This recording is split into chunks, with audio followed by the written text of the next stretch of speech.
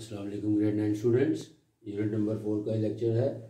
Exercise 4.4 का second lecture है। First lecture में मैंने क्वेश्चन नंबर 1 और क्वेश्चन नंबर 1 कंप्लीट करवाया था। क्वेश्चन नंबर 2 क्योंकि ऑब्जेक्टिव है, उसमें सिर्फ कॉन्जुगेट पेयर बताना है।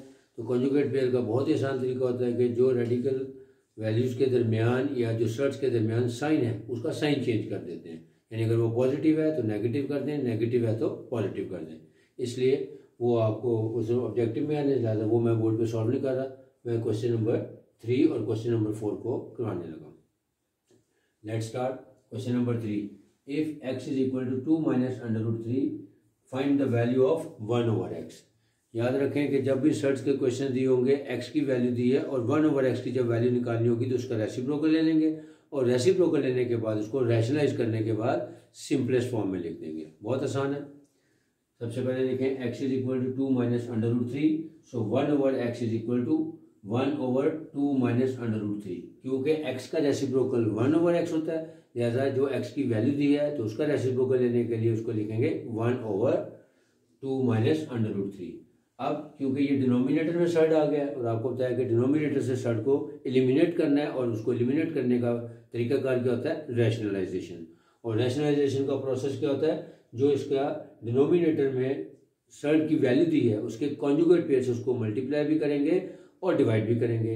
जब मल्टीप्लाई करेंगे तो न्यूमरेटर को न्यूमरेटर से मल्टीप्लाई करके उसका प्रोडक्ट ले लेंगे और डिनोमिनेटर में हमेशा रैशनलाइजेशन के बाद फार्मूला बनता है a² माइनस b²।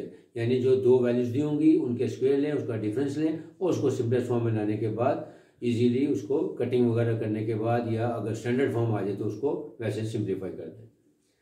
देखें, by rationalising 1/x is equal to 1/2 minus √3 multiplied by 2 plus √3 divided by 2 plus √3 के जो डिनोमिनेटर में सर्ड की वैल्यू दी थी 2 माइनस √3 उसका कॉन्जुगेट पेयर लिया यानी 2 प्लस √3, उससे उसको मल्टीप्लाई भी कर दिया और डिवाइड भी कर दिया। अब न्यूमरेटर को न्यूमरेटर के साथ मल्टीप्लाई कर दें और डिनोमिनेटर को डिनोमिनेटर के साथ। न्यूमरेटर में है 1 इंटू 2 प्लस √3 और नीचे क्योंकि a minus b plus b का फार्मूला बन रहा है जैसा a² माइनस b², यानी दोनों वैल्यूज का स्क्वायर लेके बीच में माइनस का साइन लगा देंगे। तो 2 का होल स्क्वायर माइनस √3 का होल स्क्वायर। अब 1 से जब 2 प्लस √3 को मल्टीप्लाई किया तो वो 2 प्लस √3 रह जाएगा और 2 का स्क्वायर लिया तो आ गया 4 और माइनस √3 का स्क्वायर लेंगे तो स्क्वायर रूट से कैंसिल आ जाएगा तो आंसर आ जाएगा -3। अब 4 - 3 करेंगे तो नीचे 1 आ जाएगा, लेकिन आपको पता है कि 1 as a coefficient, as n exponent और एज डिनोमिनेटर नहीं लिखा जाता, लिहाजा इसको जब हम सिंपलेस्ट फॉर्म में ले आएंगे तो 2 प्लस √3 का आंसर आ जाएगा। अब बुक में सिर्फ 1/x की वैल्यू फाइंड करने को कहा था, लेकिन हम जब क्वेश्चन नंबर 3 का पार्ट नंबर 3 देखेंगे तो वहाँ पे x प्लस 1/x की वैल्यू भी निकाली है। और इसी तरह जब हम इस एक्सरसाइज के लॉन्ग क्वेश्चन करेंगे तो वहाँ पे x प्लस 1/x या x माइनस 1/x की वैल्यू भी निकालनी होती है। तो उसी कॉन्सेप्ट के लिए, क्योंकि बुक में एक ही क्वेश्चन था तो एक पार्ट मैंने अपने पास से आपको करा लूँ, यानी ये रिक्वायर्ड नहीं है, लेकिन आपको कॉन्सेप्ट देने के लिए x प्लस 1/x की वैल्यू को भी फाइंड कर लूँ। कैसे, x plus 1/x is equal to, यानी x की जो गिवन वैल्यू थी 2 माइनस √3 बीच में प्लस का साइन और 1/x यानी जो रैशनलाइजेशन के बाद जो आंसर आया 2 प्लस √3 वो लिखेंगे। अब दोनों के ब्रैकेट्स ओपन कर दें, 2 माइनस √3 प्लस 2 प्लस √3, एक नेगेटिव √3 है और एक पॉजिटिव है, ये कैंसिल हो गए तो 2 plus 2 is equal to 4। Part number 2, if x is equal to 4 minus √17 then find the value of 1/x। अब अगेन सबसे पहले x दिया हुआ है तो इसका रेसिप्रोकल लें, यानी x का रेसिप्रोकल हो गया 1/x, जैसा 4 माइनस √3 का रेसिप्रोकल हो गया 1/4 माइनस √17। अब वैसे ही इसके कॉन्जुगेट बेसिस को मल्टीप्लाई भी करें और डिवाइड करें और उसको कहते हैं rationalisation. So by rationalising 1/x is equal to 1/4 minus √17 multiplied by 4 plus √17 divided by 4 plus √17। अब न्यूमरेटर को न्यूमरेटर के साथ मल्टीप्लाई कर दें और नीचे डिनोमिनेटर को डिनोमिनेटर के साथ, और वो हमेशा a² माइनस b² में कन्वर्ट होता है। जब भी हम रैशनलाइजेशन करेंगे तो हमेशा डिनोमिनेटर में a² माइनस b² का ही फार्मूला बनता है। तो 1 इंटू 4 प्लस √17 डिवाइडेड बाय 4 का स्क्वायर माइनस √17 का स्क्वायर। अब 1 से जब मल्टीप्लाई करेंगे 4 प्लस √17 को तो वो आ जाएगा 4 प्लस √17, 4 का स्क्वायर लिया 16 और √17 का स्क्वायर लिया तो ये आ गया 17। अब 16 माइनस 17 किया तो आंसर आ गया -1। अभी इसका जो पार्ट नंबर 1 किया था उसमें डिनोमिनेटर में वैल्यू आ रही थी 1, यहाँ पे आ रही है -1। क्योंकि 1 को हमने नहीं लिखना, लेकिन हम माइनस साइन को कभी भी इग्नोर नहीं कर सकते। जब कभी भी डिनोमिनेटर में माइनस का साइन आ जाए तो उस माइनस के साइन को ऊपर न्यूमरेटर के पास शिफ्ट कर दें और नीचे से 1 को एलिमिनेट कर दें। कैसे? ये माइनस ऊपर ट्रांसफर हो जाएगा और लिखेंगे माइनस इंटू 4 प्लस √17, और माइनस की वजह से अब इन दोनों के अंदर वाले के साइन चेंज हो जाएंगे, यानी हो जाएगा -4 minus √17। Next part number 3, if x is equal to √3 + 2 find the value of x + 1/x। यानी जो क्वेश्चन नंबर 3 का पार्ट 1 था उसमें सिर्फ 1/x की वैल्यू फाइंड करनी थी, x + 1/x की नहीं करनी थी। लेकिन मैंने जो पार्ट नंबर 3 में क्वेश्चन पूछा है इसी को पार्ट नंबर 1 के साथ करके दिखाया, तो सेम कॉन्सेप्ट अब हम यहाँ पे अप्लाई करेंगे। जो x की वैल्यू दी है उसका पहले रेसिप्रोकल लें, फिर उसको रैशनलाइज करें और फिर x और +1/x दोनों के आंसर्स को ऐड कर दें। x is equal to √3 + 2, so 1/x is equal to 1/√3 + 2 by rationalising. अब इसका कॉन्जुगेट पे क्या हो जाएगा √3 - 2, उससे इसको मल्टीप्लाई भी करें और डिवाइड भी करें। So 1/x is equal to 1/√3 + 2 multiplied by √3 - 2 over √3 - 2। अब अगेन न्यूमरेटर को न्यूमरेटर से मल्टीप्लाई कर दें और डिनोमिनेटर में जब हम प्रोडक्ट लेंगे तो वो फार्मूला बन जाएगा a² - b²। तो 1 इंटू √3 - 2 डिवाइडेड बाय √3 का होल स्क्वायर -2 का होल स्क्वायर। अब 1 से मल्टीप्लाई किया तो √3 - 2 वैसे ही आ गया। अब √3 का स्क्वायर लेंगे तो आ जाएगा 3 और 2 का स्क्वायर लेंगे तो आएगा 4। तो 3 - 4 करेंगे तो -1 आ जाएगा। तो इसका मतलब वही होगा जैसे पार्ट नंबर 2 में बताया कि जब भी माइनस साइन नीचे आ जाए तो उसको ऊपर न्यूमरेटर में ट्रांसफर कर दें और नीचे से 1 को एलिमिनेट कर दें। तो ये माइनस ऊपर ट्रांसफर कर दिया तो अंदर हो गया माइनस इंटू √3 - 2। अब इनके साइन चेंज कर दें, यानी -√3 + 2। अब x की वैल्यू गिवन थी 1/x की, आफ्टर रैशनलाइजेशन जो वैल्यू है ये दोनों को सम कर लें या दोनों को ऐड कर लेते हैं। Now x + 1/x is equal to √3 + 2 यानी x की वैल्यू प्लस -√3 + 2 यानी 1/x की वैल्यू। अब ब्रैकेट्स ओपन कर दें, √3 + 2 -√3 और +2, अगेन √3 और -√3, एक पॉजिटिव एक नेगेटिव है, कैंसिल हो गए। 2 + 2 = 4। अब क्वेश्चन नंबर 4 की तरफ आते हैं। क्वेश्चन नंबर 4 जो है वो लॉन्ग क्वेश्चन नेचर है, यानी ये वाले जो क्वेश्चन हैं x यानी 1/x या x + 1/x की वैल्यू अगर फाइंड करनी हो, ये शॉर्ट क्वेश्चन था। लेकिन क्वेश्चन नंबर 4 के 3 पार्ट्स हैं, जिसमें से पहला पार्ट जिसमें 2 वैल्यूज दी हुई हैं, जो पार्ट नंबर 2 और पार्ट नंबर 3 है उसमें 3 वैल्यूज दी हुई हैं, इसलिए ये बाय नेचर लॉन्ग क्वेश्चन है। तो इसको भी लॉन्ग क्वेश्चन को करने के भी 2-3 तरीके हैं, लेकिन मैंने कहा क्योंकि मैं आपको इजी मैथ के नाम से पढ़ा रहा हूँ तो ये आपको ईजिएस्ट मेथड बताने जा रहा हूँ कि इसको क्वेश्चन को किस तरह करना है। इसका एक तरीका तो यह है कि इसका एलसीएम लेके और एलसीएम लेने के बाद उसको प्रोडक्ट करें और प्रोडक्ट करने के बाद सिंप्लीफाई करें। लेकिन सर्ट के एलसीएम में और उसके प्रोडक्ट में बच्चों को बहुत सारी कन्फ्यूजन्स होती हैं, लिहाजा इसको हम 2 सेपरेट हिस्सों में करेंगे। एक का नाम ए और एक का नाम बी रख के ए को लहदा रैशनलाइज करें, बी को लहदा रैशनलाइज करें, फिर जब दोनों का आंसर आ जाए तो a + b का आंसर निकाल लें, तो अब भी आंसर बिल्कुल ठीक आएगा और ये लॉन्ग क्वेश्चन है, आपको मार्क्स भी पूरे मिलेंगे। कैसे? Let's C. Simplify part 1, 1 + √2/√5 + √3 plus 1 - √2/√5 - 3। अब देखें यहाँ पे 2 शर्ट्स हैं, न्यूमरेटर में भी और डिनोमिनेटर में भी, और बीच में क्योंकि दोनों फ्रैक्शन है और बीच में प्लस का साइन है, तो आपको पता है जब भी फ्रैक्शंस के दरमियान प्लस या माइनस का साइन हो तो उसको हमेशा एलसीएम के जरिए सिंप्लीफाई किया जाता है। तो मैंने आपको बताया कि इसको एलसीएम के जरिए भी किया जा सकता है, लेकिन जब इसके बाद आने वाले पार्ट्स हैं, पार्ट नंबर 2 और पार्ट 3, उसमें 2 की बजाय 3 टर्म्स दी होंगी, तो वहाँ पे एलसीएम लेना और भी ज़्यादा कॉम्प्लिकेटेड हो जाता है। तो इसको आपको आसान तरीका जो बता रहा हूँ, इसी मेथड से हम फिर क्वेश्चन नंबर 4 का पार्ट नंबर 2 और 3 भी करेंगे, तो आपको इंतहाई आसान लगेगा। कैसे? Let's see. Let a = 1 + √2/√5 + √3 and b = 1 - √2/√5 - √3। यानी 2 टर्म्स थी, एक टर्म का नाम रख लिया a और दूसरी टर्म का नाम रख लिया b। अब बारी बारी दोनों को अलग अलग रैशनलाइज करते हैं, क्योंकि रैशनलाइजेशन का प्रोसेस वही है जो अभी आपको क्वेश्चन नंबर 3 में सिखाया है।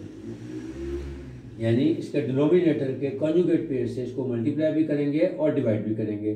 तो √5 प्लस √3 का कॉन्जुगेट पेयर होगा √5 माइनस √3। तो उससे इसको मल्टीप्लाई भी कर देते हैं और डिवाइड भी कर देते हैं। 1 plus √2 over √5 plus √3 multiplied bye √5 minus √3 divided bye √5 minus √3। अब अगेन तरीकाकार वही है कि न्यूमरेटर को न्यूमरेटर से मल्टीप्लाई करते हैं और डिनोमिनेटर को डिनोमिनेटर से, जो कि फार्मूले की फॉर्म में आ जाएगा। 1 प्लस √2 इंटू √5 माइनस √3 और नीचे फार्मूला बन गया √5 का स्क्वायर माइनस √3 का स्क्वायर। अब इसके न्यूमरेटर को उसका प्रोडक्ट ले लेते हैं, मल्टीप्लाई करते हैं। पहले 1 से इन दोनों को मल्टीप्लाई करें, 1 मल्टीप्लाई बाय √5 आ जाएगा तो √5, फिर प्लस माइनस माइनस 1 इंटू √3 क्या तो √3। फिर अब √2 से दोनों को मल्टीप्लाई करें, √2 को √5 से मल्टीप्लाई करेंगे क्योंकि दो शर्ट्स हैं, तो इन दोनों को अंदर सेम रेडिकल साइन करके लेके उसको मल्टीप्लाई कर देंगे। तो जब हम ऐसा करेंगे तो 2 5 10 यानी √10 बन जाएगा। फिर प्लस माइनस माइनस √2 और √3 का प्रोडक्ट लेंगे तो वो आ जाएगा √6 डिवाइडेड बाय √5 का स्क्वायर लेंगे तो स्क्वायर स्क्वायर रूट से कैंसिल हो जाएगा, आ जाएगा 5। इसी तरह माइनस √3 का स्क्वायर लेंगे तो वो आ गया 3। 5 माइनस 3 इक्वल टू 2। ये हमारी आ गई पहली टर्म का आंसर आ गया, यानी ए का आंसर आ गया √5 माइनस √3 प्लस √10 माइनस √6 ओवर 2। क्योंकि ये सब के सब डिफरेंट सर्ट्स हैं, लिहाजा इनके हम कोफिशिएंट्स को प्लस माइनस नहीं कर सकते। इसी तरह जैसे x प्लस वाई प्लस जी प्लस टी हो तो उन सबको अलग अलग रखते हैं। अगर एक जैसी या लाइक सर्ट्स होते या लाइक टर्म्स होती फिर हम उनके कोफिशिएंट्स को प्लस माइनस कर सकते। अब आ जाए बी की तरफ। b is equal to 1 minus √2 over √5 minus √3। अब इसको भी रैशनलाइज करें। अब इसका जो डिनोमिनेटर है उसमें √5 माइनस √3, लिहाजा उसका कॉन्जुगेट पेयर होगा √5 प्लस √3। तो उसी से उसको मल्टीप्लाई भी करें और डिवाइड भी करें। तो 1 minus √2 over √5 minus √3 multiplied bye √5 plus √3 divided bye √5 plus √3। अब सेम प्रोसेस कि न्यूमरेटर को न्यूमरेटर से मल्टीप्लाई करके उसका प्रोडक्ट ले लें और नीचे डिनोमिनेटर का प्रोडक्ट लेंगे तो वो फार्मूला बन जाएगा a² माइनस b²। अब पहले 1 को √5 से मल्टीप्लाई किया तो आ गया √5, फिर 1 को √3 से मल्टीप्लाई किया तो आ गया प्लस √3। अब माइनस √2 को √5 से मल्टीप्लाई करेंगे तो माइनस प्लस माइनस और 2 5 10 यानी माइनस √10 आ गया। सिमिलरली माइनस प्लस माइनस 2 3 6 यानी √6 आ गया। अब 5 माइनस 3 था डिनोमिनेटर में तो आ गया 2। अब यहाँ पे b का आंसर आ गया √5 प्लस √3 माइनस √10 माइनस √6 ओवर 2। अब ये देखें बहुत आसान हो गया, दोनों को अलग अलग रैशनलाइज किया क्योंकि रैशनलाइजेशन का प्रोसेस को पहले आपको सॉल्व करवाएं ताकि आपका कॉन्सेप्ट क्लियर हो जाए। तो हमने अब इन दोनों को अलग अलग करके a और b की वैल्यूज रख ली और उनको रैशनलाइज कर लिया। अब लिखें नाउ a प्लस b, यानी इन दोनों के आंसर्स का सम कर लें और अब एलसीएम लेना आसान हो जाएगा क्योंकि नीचे दोनों के 2 आ गया यानी होल नंबर्स आ गए। तो होल नंबर्स का एलसीएम का कॉन्सेप्ट इजीली सब बच्चों को आता करना। तो a की जगह आ गया √5 minus √3 plus √10 minus √6 over 2 plus b की वैल्यू आ गई √5 प्लस √3 माइनस √10 माइनस √6 ओवर 2। अब आपको ये भी पता है कि जब डिनोमिनेटर सेम हो तो एलसीएम लेने की जरूरत नहीं होती, उसको सिर्फ एक दफ़ा लिखा जाएगा और जो ऑपरेशन न्यूमरेटर में हो रहा है अगर वो प्लस हो रहे हैं तो प्लस कर दें, माइनस हो रहे हैं तो माइनस कर दें। क्योंकि अब दोनों का डिनोमिनेटर सेम था जैसे उसको एक दफ़ा लिखेंगे और अब न्यूमरेटर की वैल्यूज को एज इट इज़ लिख देंगे। √5 minus √3 plus √10 minus √6 plus √5 plus √3 minus √10 और माइनस √6। अब जो नेगेटिव और पॉजिटिव हैं लाइक टर्म्स हैं उनको अगर नेगेटिव पॉजिटिव है तो उनको कैंसिल कर दें, अगर वो नेगेटिव पॉजिटिव नहीं है तो उनके कोफिशिएंट्स को प्लस माइनस करने के बाद सेम सर्ट्स का आंसर निकाल दें। अब माइनस √3 था और एक प्लस √3 था, ये दोनों कैंसिल हो गए। सिमिलरली √10 प्लस में था और एक √10 माइनस के साथ था, वो दोनों कैंसिल हो गए। अब हमारे पास बच गया एक √5a और एक √5a, क्योंकि अब ये लाइक टर्म्स हैं तो इनके कोफिशिएंट्स को ऐड कर दें। दोनों √5 है यानी दोनों का कोफिशिएंट 1 है तो 1 + 1 2 यानी 2 √5 आ गया। सिमिलरली माइनस √6 था और माइनस √6 था, दोनों लाइक सर्ट्स हैं तो इन दोनों के कोफिशिएंट्स क्या हैं -1 और -1, तो दोनों को जब ऐड किया तो -2 √6 आ गया डिवाइडेड बाय 2। अब 2 कॉमन कर लें, 2 कॉमन किया तो अंदर आ जाएगा √5 माइनस √6 डिवाइडेड बाय 2, 2 से कैंसिल हो गया, यानी √5 माइनस √6 आ गया। ये हमारा आंसर है। यानी इस क्वेश्चन को अगर एलसीएम के जरिए करते तो ज़्यादा कॉम्प्लिकेटेड होता, क्योंकि आपने देखा जब मैंने इसको अलग अलग किया तो जब उसका प्रोडक्ट लिया तो 4 टर्म्स आ गई। अगर आप दोनों का एलसीएम लेते तो 4 की बजाय 8 टर्म्स इकट्ठी आ जाती। जब इतनी सारी टर्म्स आ जाती हैं तो उसमें कहीं पे भी प्लस माइनस की साइन की गलती हो जाएगी, तो आपका आंसर ठीक नहीं आएगा। रिवाइज कर लेते हैं कि क्वेश्चन नंबर 3 में x की वैल्यू दी है और 1/x की वैल्यू फाइंड करनी है। क्योंकि x का रेसिप्रोकल 1/x होता है, लिहाजा जब हम उसका रेसिप्रोकल लेंगे तो जो शर्ट की वैल्यू दी होगी उसका भी रेसिप्रोकल ले लेंगे। जब वो रेसिप्रोकल आ जाएगा तो उसको रैशनलाइजेशन के जरिए सिंप्लीफाई करेंगे। और रैशनलाइजेशन का क्या तरीका है कि जो शर्ट डिनोमिनेटर में दिया है उसके कॉन्जुगेट पेयर से, यानी अगर वो माइनस है बीच में तो प्लस के साथ, अगर प्लस है बीच में तो माइनस के साथ, जिसको हम कहते हैं कॉन्जुगेट पेयर, उसके कॉन्जुगेट पेयर से उसको मल्टीप्लाई करें और डिवाइड करें।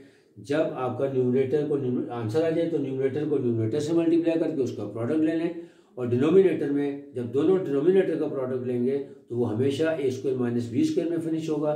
तो a² माइनस b² के फॉर्मूले को सिंप्लीफाई करें और फिर उसके बाद कटिंग कर दें। अगर डिनोमिनेटर में वैल्यू आ रही है 1, खाली 1, तो उसको इग्नोर कर दें, क्योंकि डिनोमिनेटर में 1 नहीं लिखा जाता। लेकिन अगर -1 आ रही है तो वो माइनस जो है ऊपर शिफ्ट कर दें, और जो भी आपका आंसर आ रहा है उनके साइन चेंज कर दें और नीचे से 1 को एलिमिनेट कर दें। जब आपने x + 1/x की वैल्यू निकालनी हो तो जो x की गिवन वैल्यू थी और जो 1/x यानी रेसिप्रोकल लेने के बाद आफ्टर रैशनलाइजेशन जो उसका आंसर आया था, दोनों के प्लस करें, और प्लस करने के बाद ब्रैकेट्स ओपन के बाद सिंप्लीफिकेशन करने के बाद अगर कोई कटिंग हो रही तो कटिंग कर दें और उसके बाद उसका आंसर निकाल दें। और तीसरा जो क्वेश्चन नंबर 4 का पार्ट 1 था, जब दोनों तरफ न्यूमरेटर और डिनोमिनेटर दोनों में शर्त अवेलेबल हो और 2 या 3 टर्म्स होंगी, तब आपने उसको सेपरेटली अलग अलग करके करना है। इसको हम कंबाइंड तरीके से भी कर सकते हैं, लेकिन उसमें कॉम्प्लिकेशन ज़्यादा होती है, ज़्यादा प्रोडक्ट लेना पड़ता है, तो इसका मतलब है चांसेस ऑफ एरर बढ़ जाते हैं। लिहाजा इसको अलग अलग करेंगे। एक को a लेट किया, दूसरे को b लेट किया, फिर दोनों को रैशनलाइज किया।